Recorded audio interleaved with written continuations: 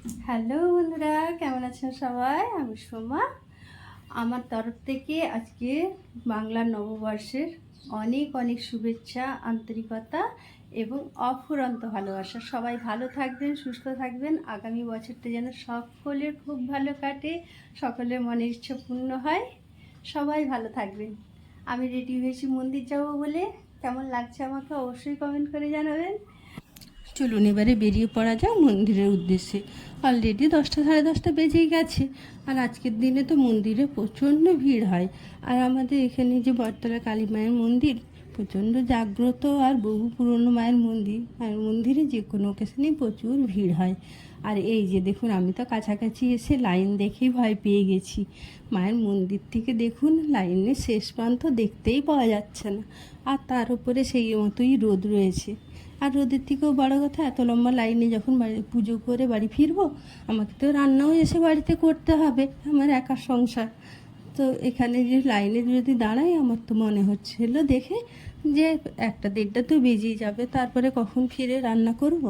তাই ঠিক করলাম যে এখানে পুজো সন্দেশ আর ফুল সব কিনে নিয়ে এই মায়ের মন্দিরের গলির ভেতরে মা দুর্গা মায়েরও মন্দির রয়েছে, তাই ঠিক করলাম যে ওখানে মন্দিরেই চলে যাই।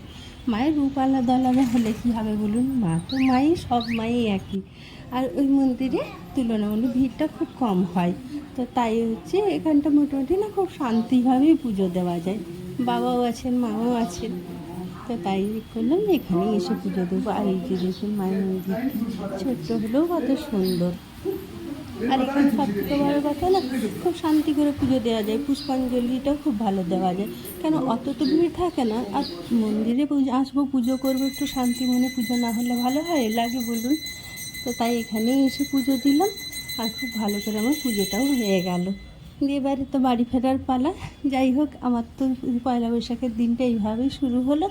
আপনাদের কিভাবে শুরু করলেন, সারাদিনে কি কি প্রোগ্রাম আছে অবশ্যই কমেন্ট করে জানাবেন। আমারও সারাদিনের আজকে অনেক ব্যস্ততা, বাড়িতে যে রান্না আছে, তারপরে সন্ধ্যাবেলা একটু বেরোনোরও আছে। ছেলে এসেছে একটু, সেই জন্য একটু ব্যস্ততায় আছি। আর তার সাথে আমার ভাসুরজি আজকে আবার আসবে দেখা করতে, কেননা ও আগামীকাল আমার বাড়ি ফিরে চলে যাবে। আপনাদেরকে আগে ভিডিওতে জানিয়েছিলাম, আমার দেখিয়েও ছিলাম, আমার ভাসুরজি এসেছিলো শিলিগুড়ি থেকে।